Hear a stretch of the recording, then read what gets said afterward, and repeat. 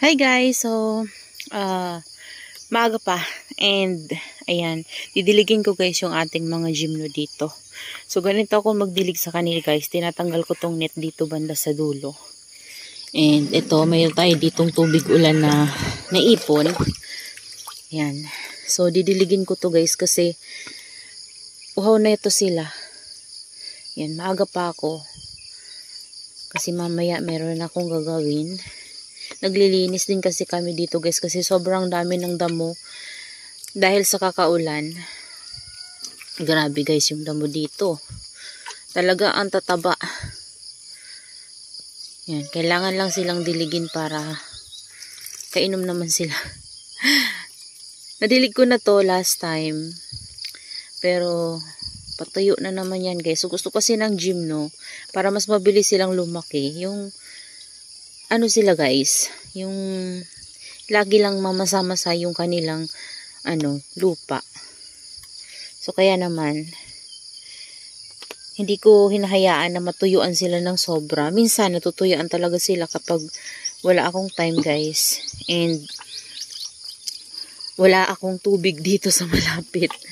So ayun, natutuyuan talaga sila. So ngayon kasi guys, nilagay ko dito yung drum na isa. So, yung luma namin na drum, hindi naman na ginagamit. So, sinahod ko sa na anuhan ng tubig ulan. So, yun. Meron akong tubig ulan dito. So, na-stuck siya. Ito nga guys, so kailangan kong ayusin. No? Kailangan kong lagyan niya ng garden soil. Parang, feeling ko, parang hinihigaan ng dyan, pusa. Kasi lagi na lang na tutumba yung mga niya, nababali, ganyan. Yung kanyang mga stem. Matataas na yan nakaraan. Ewan ko kung bakit ganun guys. Bali-bali yan. Inayos ko na nga yan pero parang pahiga na naman siya. Ayan tuyo nila guys. Tapos may mga damo na. So hayaan ko muna yung damo. Kasi hindi ko pa yan guys maasikaso sa ngayon. Saka na muna. Ayan ang lalaki na nga nito guys. Kapag talaga alaga nyo sila guys sa dilig, itong gymno, nabibigay nyo yung enough na water para sa kanila. Ang bilis nilang lumaki. Grabe. Yan itong mga propagation ko guys. Nilagay ko dyan. Yan. Yung mga nag-graft ko, nandun sa labas, umulan. Naulanan sila. Pero sana ay hindi sila mapano.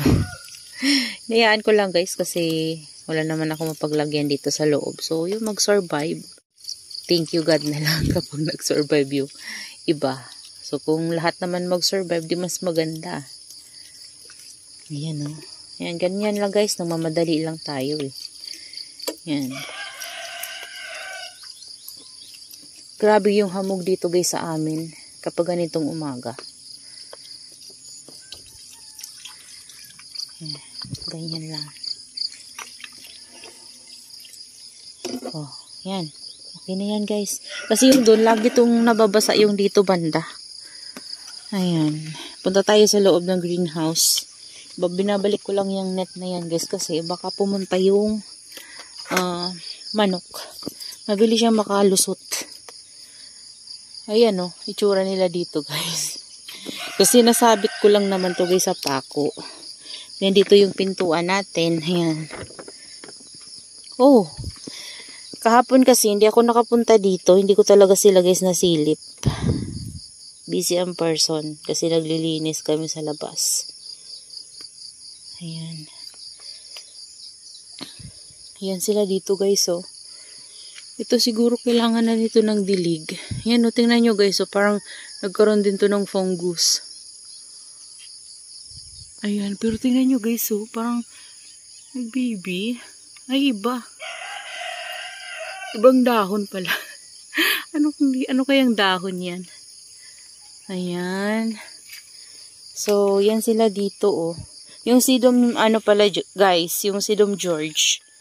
Tama ba? Si George ba yun? Ito yung free sa akin ni Ma'am Jen. Tingnan nyo guys yung flower niya. Yellow yung flower niya. Ayan. And look at this. Wow, grabe. Kasi ang ganda talaga ng variegation ito. Super. Yan, ito guys, meron na siyang baby dito. Baby or flower stalk. Ewan ko guys. So, hayaan ko muna siya kapag lumaki na siya. Ikakat ko na lang siya guys para hindi ma-deform yung rosette ng ating prima donna. And ito, ganun din siguro. Hayaan ko muna guys. Ayan hinayaan ko muna yung flower niya. Ayan, malaki na guys yung baby ng ating kinat na opalina. Ayan, dalawa sila. So, hindi na nadagdagan. Ito, tinabingi ko lang baka sakali mag-baby. Ito din. Ay, natanggal na. Yan na natin. Yan, yan sila. O, diba? Malaki na. Tapos ito, tingnan nyo, siguro, makita ko lang na open yan hanggang dito.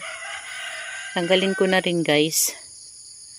Ito po kasi, kasi parang nadideform kasi yung mukha ng ating succulents kapag meron silang mga flower stalk. Ayan. O, diba? Ayan. Ito din yung ating igret. Nakakatuwa, guys, iniinuman niya na to. Ito din. Ay, hindi. Ito hindi pa. Pero okay na yan siya. Hayaan ko lang yung dahon niya dyan para dyan siya iinom. Nadagdagan pa guys yung baby niya. So, mabait pala si igret ikat. Ayan So, ayan sila guys. So, ayan. Ito pala. Hi Sis Lynn. Ayan. Parang ito ata yung tinatanong mo sa akin sa comment section kung ano yung ID. Parang Lendajin ata yun. Kung tama yung pronunciation ko, ilalagay ko na lang dyan yung kanyang ID. Ayan. Ito siya. Gustong-gusto ko nga din to kasi para siyang sino ba kamukha niya? Si Mensa na talagang makulay yung ganito niya. Ayan. So, ilang heads to? 4. Ito baby lang to dati guys. Ayan. Baby pa rin naman siya pero mas lumaki na siya ngayon. Ayan. Ito din pala. Didiligin ko to guys. So, kasi ito yung tuyo. Ito yung mga pinropagate ko na watch chain doon banda galing. Pinutol ko lang guys. Yan, sobrang lago na kasi. So, yung mga ganito ko kasi sa rain or shine ay matanda na. So, parang namamatay siya. And lagi din umuulan dito sa amin. So, inano ko na lang guys. Pinabayaan ko na lang. So, ito na lang yung paramihin ko ulit. Ayan, nayaan ko na yun dun. Natamad ako sa labas guys. Manguha. Ayan, yung mga diniligan ko dito guys ng fungicide. Ayan, tingnan nyo. Ganito yung epekto ni Tango kapag dinilig nyo sa inyong mga succulents na may fungus. Kasi ito nga, nagkaroon sila ng fungus. Kasi nga, laging maulan dito. Ayan, tingnan nyo guys. Fungus yan, Yan. So, mga nagtatanong kung hindi pa alam yung fungus sa mga beginners natin dyan na nanonood, ganito yung fungus. Nagkakaroon sila ng mga dot-dot sa leaves. Ayan. Tapos, kumakalat yan. So, kung papabayaan nyo guys, hindi nyo matitreat, pwedeng mamatay yung inyong mga succulents or maglalagas yung mga leaves ng inyong succulents. So, kailangan talaga matreat siya kasi kapag hindi, maglalagas talaga lahat ng leaves yan guys. Makakalbo ang inyong succulents. So, may possible na mamatay sila. Ayan. May possible na mag-survive kung maka-recover pero may possible din na mamatay. So, ayan may mga ganyan-ganyan. So, kapag naganto siya, nadiligan nyo ng Tango guys. Hindi lang naman Tango yung systemic fungicide. Basta systemic fungicide guys, pwede siguro yun idilig sa kanila. So, ako kasi ang gamit ko Tango. So, kapag diniligan ko sila, nagiging ganito. Parang iniinuman nila guys yung dahon ng succulents. Ayan, natutuyo yung may tama ng fungus. Ayan, ito pa Kasi nga, laging maulan dito sa amin guys. Kaya ganyan.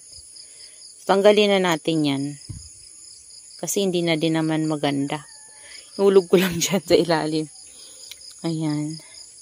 Ito din tingnan nyo guys ayan nakabukol pa siya para siyang sis. nakabukol sa dahon ng ating succulents. Natutuyo na yung iba pero siya nakabukol. Oh. Yan. Hulog ko lang yan dyan, guys. So, yan yung nakawala ng ano nito dati, oh. Kung naalala nyo, yung ginamot ko din to, guys. Kasi grabe yung lagas talaga ng dahon nito. Ang lalaki talaga ng mga dot niya na itim. Mas malalaki pa dito. So, ayan. Ito, mayroon na naman nga siya. Nahawaan na naman siya, guys. Nagkahawa-hawa sila dito, guys. Kasi kapag malakas yung ulan dito, talagang, parang shower ng tubig. Yung parang hamog, ganun. Pumapasok talaga dito, guys, paikot. So, kahit yung dito banda, guys, medyo anuhan sila, na parang nahamugan ng tubig. Ayan. Ito lang talaga yung, sobrang kinis. Ayan. Ang ganda ng rosette. Oh. Para na siyang, Murasaki. Sobrang taba. And yung rosette niya, guys, parang Murasaki pagbuka niya. Pero peach snow yan. Bili ko yan, peach snow. Ayan. Kasi pag dumating sa akin, inaano ko yan, guys. Nilalagyan ko ng ID. So, yan yung ating mga succulents dito. Ito, inesprayhan ko to ng 7 eh. Kasi may kinainan dito, guys. Ayan, oh. Nakaraan. Tapos yung mga babies niya sa ilalim, guys, kinalbo. So, marami pa naman yung babies. Ito yung galing kay Ma'am Nida. Super healthy niya, guys, oh. Oh. Madungis nga lang sila kasi sting yan, guys, ng 7. Ayan. Okay lang kahit madungisan sila, guys. Basta, hindi sila makain. Kasi kawawa naman, guys. Sayang yung mga leaves nila. Ito na yung naripat ko, guys, oh. Hanggang ngayon, hindi ko pa rin sila dinidiligan kasi, medyo basa to, guys, nung niripat ko sila dito. So, ngayon, parang tuyo-tuyo na siya, guys. So, hindi ko pa rin yan didiligan kasi mataas yung pot niyan, guys. So, ayan. Ayan. So, dalawa na yung natin, ganyan. So, kapag ito lumago na, guys, at umubo yung mga, na yan, leaf propagation ko, gaganda yan. Ayan. Diba? Yung mga cuttings ko, guys, ng peach snow and Murasaki nandito, oh. Ay, peach snow lang ata to, guys. Parang peach snow to. Kapit na sila, guys. Oh. Pinatong ko lang din to. Parang si Purple Delight, pinatong ko lang din. Ayan, oh. Diba? Meron na tayong 2 pots. Bali 3 na ata kasi meron tayo doon banda sa dulo. Isang pot pa. So, parang yun yung Murasaki. Ayan. Ka-pretty na nila, guys.